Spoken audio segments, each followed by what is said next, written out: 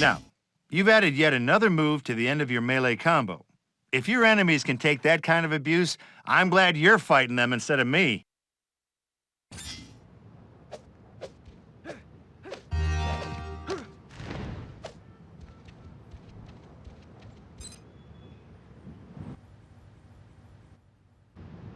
The dock might be back to normal, but there are still quite a few lizards running around.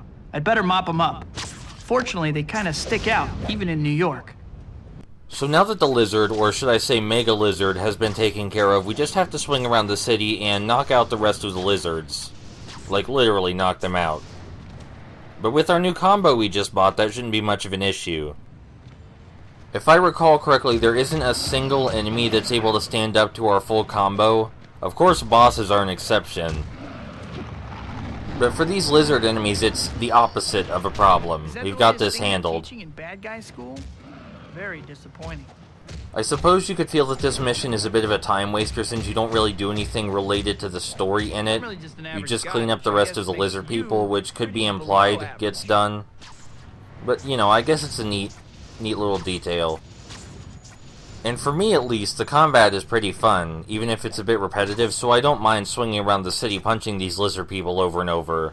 Which is why the gang war missions might not be as bad for me as other people. Okay, look, I'm a little out of it, but so is Spidey. We just beat the Mega Lizard. We can afford to be a little out of it right now. Missed again? You need to practice a little. So we presumably took Doc Connors to a hospital, and I assume nobody knows he's a lizard, or else he would be in a jail cell instead. Maybe a hospital in a jail cell. So that was a pretty fun story arc. This game only has 3 of them. Only 2 big ones. No, wait, it has 4. I forgot about the Mad Bomber story arc, but that's more of a tutorial thing.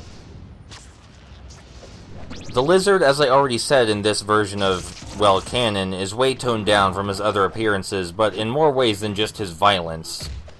He seemed to exhibit some sort of control over himself and his mind as the lizard, which isn't how the lizard works.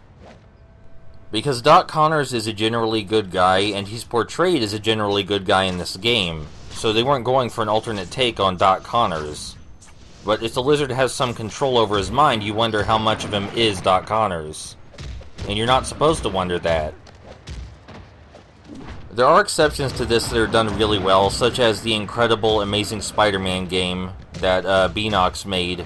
Somewhat based on the movie, but not really. It's better than the movie. In that game, you get the lizard in his more traditional form, but you also get a lot of extra twists that come along with it, and they're pretty good. There goes our web zip making a cardboard tube noise again.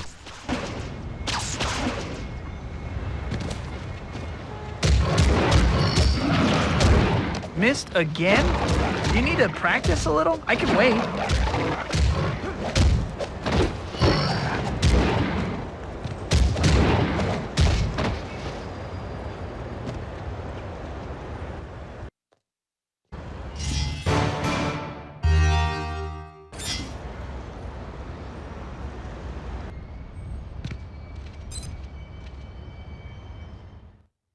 Oh, I can't say I've ever seen anything quite like this. And you said you've had some kind of reaction to it? It's made me stronger, but I feel like it's trying to control me somehow. Can you help me figure out what's going on? Give me some time, I'll see what I can come up with. It's the least I can do for you, Spider-Man. I owe you my life.